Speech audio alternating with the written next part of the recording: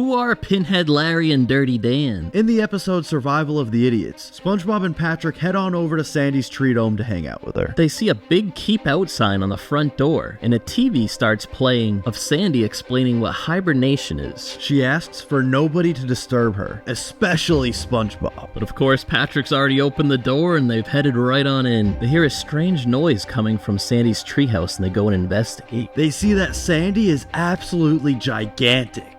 She's in the middle of a dream about catching the outlaws Dirty Dan and Pinhead Larry. And suddenly Sandy wakes up and assaults SpongeBob and Patrick. They try to make a pair of earmuffs out of Patrick's belly button lint to keep her from being able to hear them again. Then they go out to play in the snow, pretending to be Pinhead Larry and Dirty Dan. But then they start fighting over who's gonna get to be Dirty Dan. But their fighting actually knocks off Sandy's earmuffs, and she wakes up. And she attacks him again, even worse this time. And now the winter storm is getting even more intense, and SpongeBob and Patrick can't leave because the door's frozen shut. To avoid freezing to death, they end up ripping off all of Sandy's fur. And when they finally strip Sandy naked, that's when winter ends. Sandy wakes up and sees SpongeBob and Patrick outside her tree. Initially, she was happy to see them. But when she gets a closer look, she sees Patrick and SpongeBob wearing all of her fur. She looks down at herself and screams. As punishment, Sandy wraps them around her body for her new fur.